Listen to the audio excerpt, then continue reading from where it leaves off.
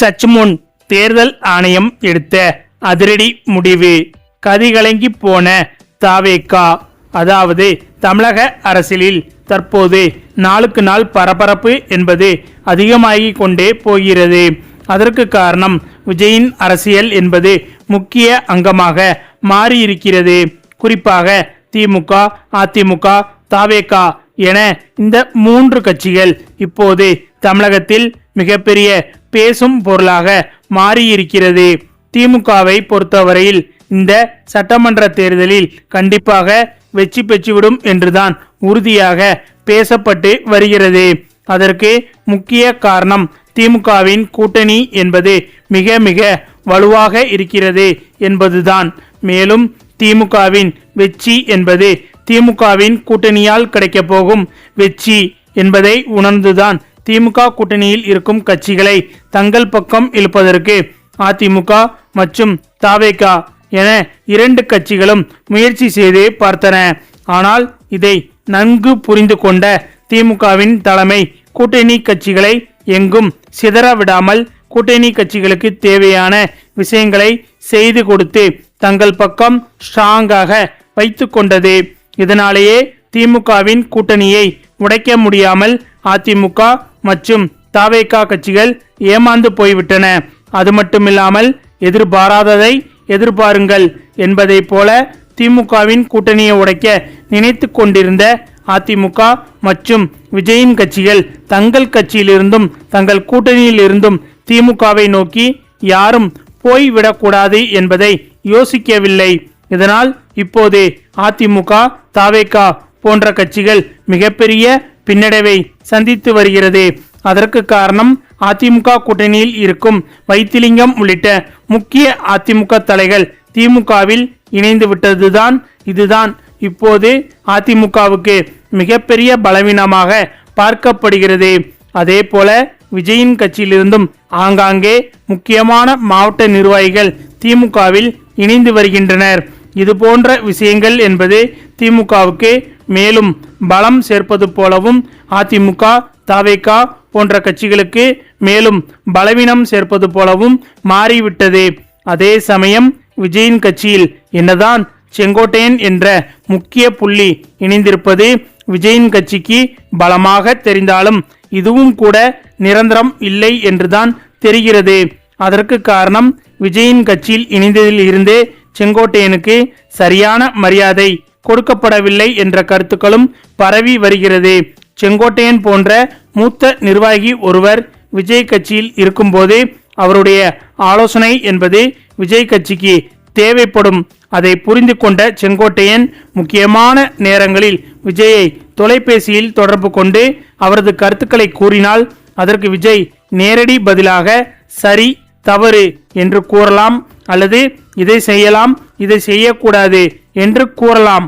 ஆனால் செங்கோட்டையன் அவரது கருத்துக்களை விஜயிடம் தெரிவிக்கும் போது இது குறித்து புசி ஆனந்திடம் கலந்து ஆலோசித்து முடிவெடுங்கள் என்று கூறிவிடுவாராம். மேலும் இதுபோன்ற சம்பவங்கள் தொடர்ச்சியாக நடைபெற்று வருவதால் அது செங்கோட்டையன் போன்ற மூத்த தலைவருக்கு மிகப்பெரிய அவமானமாகவே கருதப்படுகிறது. இதன் காரணமாகவே எப்போது வேண்டுமானாலும் செங்கோட்டையனும் விஜயின் கட்சியிலிருந்து விலகுவதற்கு வாய்ப்புகள் இருப்பதாக பேசப்பட்டு வருகிறது. அதே சமயம் கடந்த 5 ஆண்டுகளாக ஆட்சி நடத்தி வரும் திமுக மீது எதிர்ப்பலைகள் என்பது கண்டிப்பாக இருக்கும். இதனால் கடந்த முறை திமுக பெற்ற வாக்குகளை விட இந்த முறை திமுக குறைவான வாக்குகளை பெறுவதற்கு இந்த எதிர்ப்பலைகள் முக்கிய காரணமாக இருக்கலாம். ஆனால் அதையும் சரி செய்யும் விதமாக அண்மையில் பொங்கல் பரிசாக 3000 ரூபாய் கொடுத்தது என்பது திமுகவுக்கு மிகப்பெரிய பலமாக மாறிவிட்டது. இதனால் எதிர்ப்பலைகள் மூலம் குறைந்த வாக்குகள் என்பது இந்த பொங்கல் பரிசு தொகை மூலமாக மீண்டும் கிடைத்துவிட்டது என்று தற்போது வெளியான கருத்து கணிப்புகள் கூறியிருக்கிறது.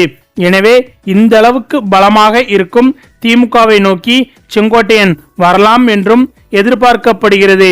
ஏற்கனவே வைத்திலிங்கம் போன்ற முக்கிய தலைவர்கள் திமுகவில் இணைந்து விட்டதை தொடர்ந்து தற்போது விஜயின் கட்சியிலிருந்து விலகி செங்கோட்டையன் திமுகவில் இணைவது ஏறக்குறைய உறுதியாகிவிட்டது என்ற தகவல் பரவி வருகிறது. அதே சமயம் இதைவிட விஜயின் கட்சிக்கு இன்னொரு மிகப்பெரிய அதிர்ச்சி செய்தி என்னவென்றால், விஜயின் கட்சிக்கு நேற்று முன்தினம்தான் சின்னம் என்பது ஒதுக்கப்பட்டது. விஜய்க்கு விசில் சின்னத்தை தேர்தல் ஆணையம் ஒதுக்கியது. இந்த விசில் சின்னம் என்பது விஜய்க்கு மிகப்பெரிய பாசிட்டிவாகவும் பார்க்கப்படுகிறது. ஏனென்றால் விசில் என்பது சிறுவர்கள் முதல் பெரியவர்கள் வரை அனைவருக்கும் நன்கு தெரிந்த சின்னமாகும். ஏற்கனவே இது குறித்து விஜய் படத்தில் வெளியான ஒரு பாடல் ஒன்றும் பட்டி தொட்டி எல்லாம் பிரபலமானது. அது மட்டுமில்லாமல் விசில் என்றாலே ஐபிஎல்லில் சிஎஸ்கே அணியின் அடையாளமாக பார்க்கப்படுகிறது. எனவே இனிமேல் விசில் போடு என்ற வார்த்தையை கேட்கும்போது சிஎஸ்கே அணியும் தோனியும் மட்டும் நினைவுக்கு வரமாட்டார்கள், கூடவே விஜயின் கட்சியும் நினைவுக்கு வரும் என்பது குறிப்பிடத்தக்கது. இதுதான் இந்த விசில் சின்னத்தால் விஜய்க்கு கிடைக்க போகும் மிகப்பெரிய நன்மையாக பார்க்கப்படுகிறது. ஆனால் தற்போது அதற்கும் ஆப்பு வைத்து விட்டது தேர்தல் ஆணையம். அதற்கு காரணம், இந்த விசில் சின்னம் ஒதுக்கப்பட்ட உடனே இதற்கான முறையான ஆவணங்களை தேர்தல் ஆணையத்திடம் குறிப்பிட்ட நேரத்திற்குள் ஒப்படைக்க வேண்டும் என்ற விதிமுறையும் இருந்தது. ஆனால் குறிப்பிட்ட நேரத்திற்குள் விஜயின் கட்சி விசில் சின்னத்திற்கான ஆவணங்களை தேர்தல் ஆணையத்திடம் ஒப்படைக்கவில்லை என்ற தகவலும் வெளியாகி இருக்கிறது.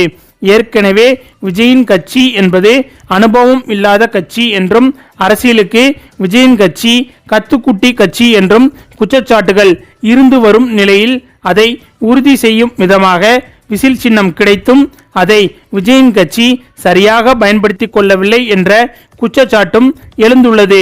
அதே சமயம் ஏற்கனவே கரூர் விவகாரம் தொடர்பாக சிபிஐ விசாரணையில் விஜய் வசமாக சிக்கியிருக்கிறார். அதோடு விஜயின் ஜனநாயக பட விவகாரமும் விஜயை பந்தாடி வருகிறது என்பதும் குறிப்பிடத்தக்கது. மேலும் இந்த விஷயங்கள் அனைத்தும் விஜய் கட்சிக்கு மிகப்பெரிய மைனஸாக இருந்து வருகிறது. அதே சமயம் அதிமுகவுக்கும் அதிமுக கூட்டணிக்கும் வைத்திலிங்கம் போன்ற முக்கியமான நபர்கள் திமுகவில் இணைந்தது என்பது அதிமுகவுக்கு மிகப்பெரிய மைனஸாக மாறியிருக்கிறது. எனவே இப்போது வரைக்கும் திமுகவுக்கு எதிர்ப்பலைகள் என்ற ஒரே ஒரு நெகட்டிவான விஷயம் மட்டும்தான் இருக்கிறது. மற்றபடி திமுகவின் கூட்டணி முதல் திமுகவின் பொங்கல் பரிசு ரூபாய் 3000 முதல் அனைத்தும் திமுகவுக்கு சாதகமாகவே இருக்கிறது. எனவே எப்படி பார்த்தாலும் வருகிற தேர்தலில் திமுகவின் வெற்றி என்பது ஏறக்குறைய உறுதியாகிவிட்டது. அது மட்டுமில்லாமல் தமிழக அரசியலில் திமுக என்பது 2வது முறை தொடர்ந்து ஆட்சிக்கு வந்ததே கிடையாது என்ற வரலாறும் இருக்கிறது. அந்த வரலாற்றையும் இப்போது வென்று காட்டப் போகிறது திமுக. ஓகே ஃப்ரெண்ட்ஸ், நடைபெற போகும் இந்த சட்டமன்ற தேர்தலில் திமுக வெற்றி அடைவதற்கு வாய்ப்புகள் என்பது எத்தனை சதவீதம் அதிகமாக இருக்கிறது என்பது பற்றியும், விஜயின் அரசியல் செயல்பாடுகள் எப்படி இருக்கிறது என்பது பற்றியும் உங்களுடைய கருத்துக்களையும் மறக்காமல் கமெண்ட்ல சொல்லுங்க. மேலும் இந்த வீடியோ பிடிச்சிருந்தா லைக் பண்ணுங்க, ஷேர் பண்ணுங்க, நம்ம சேனலை மறக்காம சப்ஸ்கிரைப் பண்ணுங்க. Thanks for watching.